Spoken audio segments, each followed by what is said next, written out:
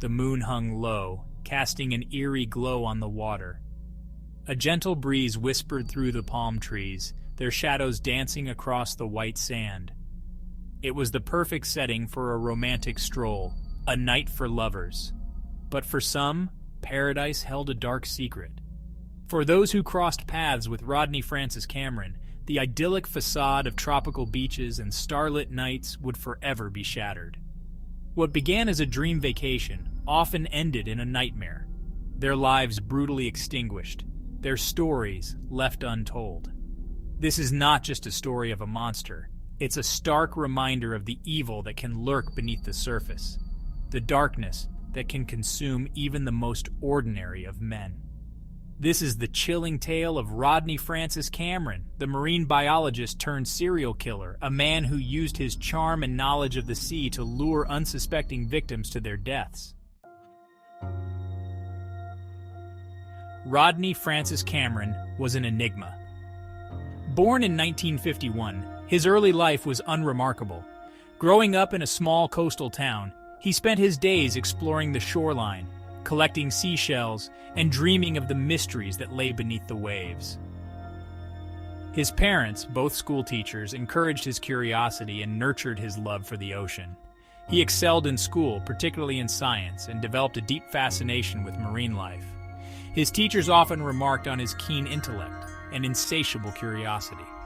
He was, to all who knew him, a regular guy, blending seamlessly into the fabric of his community. His friends admired his dedication and often joined him on his many expeditions to the beach. He was well-liked, charming, and quick to offer a helping hand. His passion for the ocean led him to pursue a degree in marine biology, and he eventually landed a job at a research facility in Australia. There, he became known for his groundbreaking research and his ability to inspire others with his enthusiasm. Colleagues often spoke of his generosity and willingness to mentor young scientists. Beneath the surface of this ordinary life, however, a darkness festered. Driven by a twisted sense of power and a chilling lack of empathy, Cameron harbored a sinister secret, a growing urge to kill. This hidden side of him was a stark contrast to the man everyone thought they knew. It was as if he wore a mask, concealing his true nature from the world.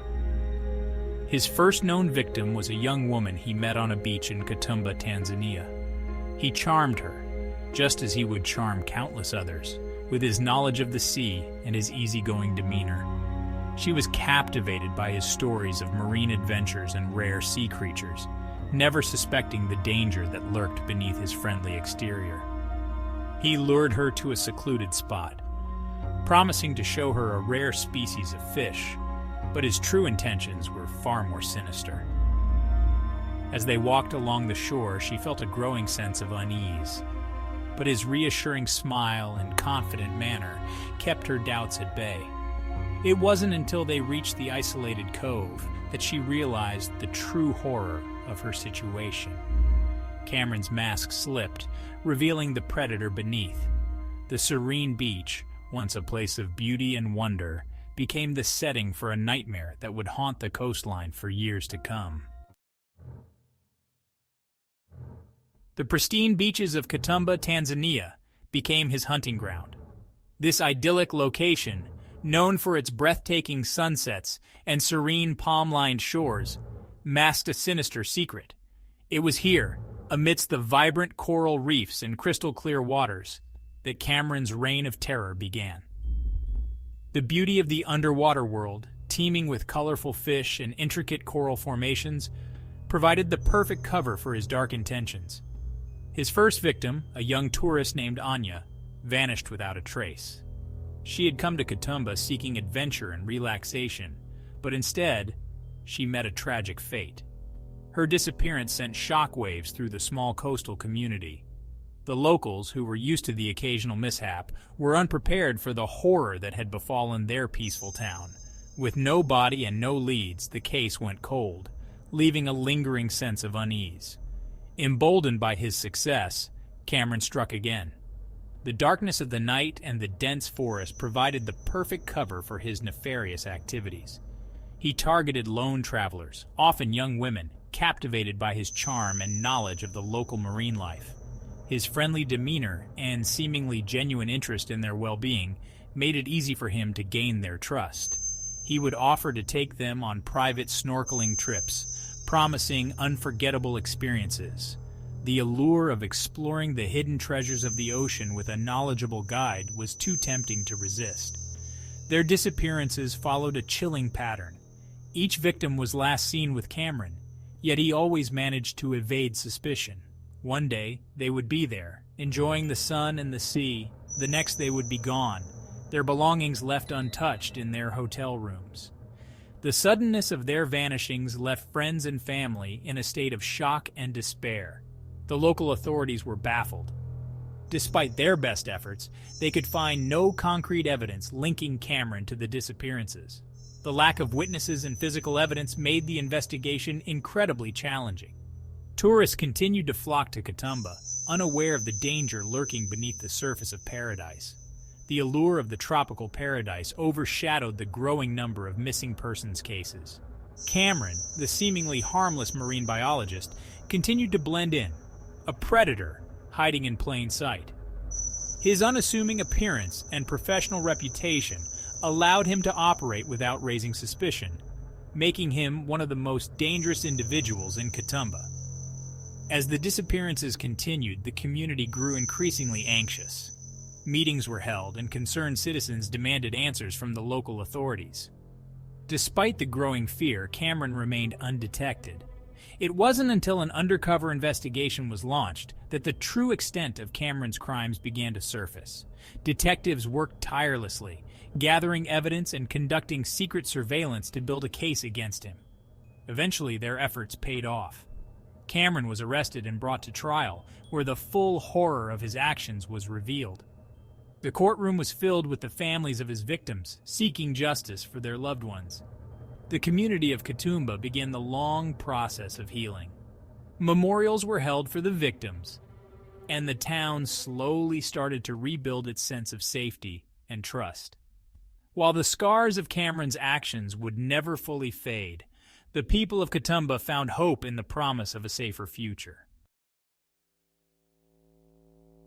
As quickly as his reign of terror had begun in Katumba, Cameron vanished. He moved on, leaving behind a trail of unanswered questions and unimaginable grief. But his thirst for blood, his need to exert his power over the vulnerable, followed him. Over the next 2 decades, similar disappearances plagued coastal communities across Southeast Asia and Australia. The victims, mostly young tourists, shared a common thread: their encounters with a charming marine biologist who offered them private tours and glimpses of hidden underwater wonders. The cases, scattered across jurisdictions and often hampered by language barriers and bureaucratic hurdles, remained unconnected. The pattern, however, was undeniable. The modus operandi was eerily familiar: the charming approach, the secluded locations, the vanishing without a trace. Rodney Francis Cameron, the chameleon, the phantom of the beaches, continued to operate with chilling impunity. His secret remained buried, his true nature hidden behind a mask of normalcy. The stories of Cameron's victims are as numerous as they are heartbreaking. Each photograph tells a tale of a life full of potential, abruptly cut short by a sinister force lurking in the shadows. Each life cut short represents a world of dreams shattered and families left to grapple with the agonizing unknown. The pain of losing a loved one is compounded by the mystery surrounding their disappearance, leaving a void that can never be filled. There was Sarah, a free-spirited backpacker from England, who had dreamt of exploring the world. Her journey was meant to be one of self-discovery and adventure, a chance to see the beauty of the world and meet new people. She met Cameron in Thailand, captivated by his stories of marine life. His charm and knowledge of the sea made him seem like the perfect guide for her next adventure.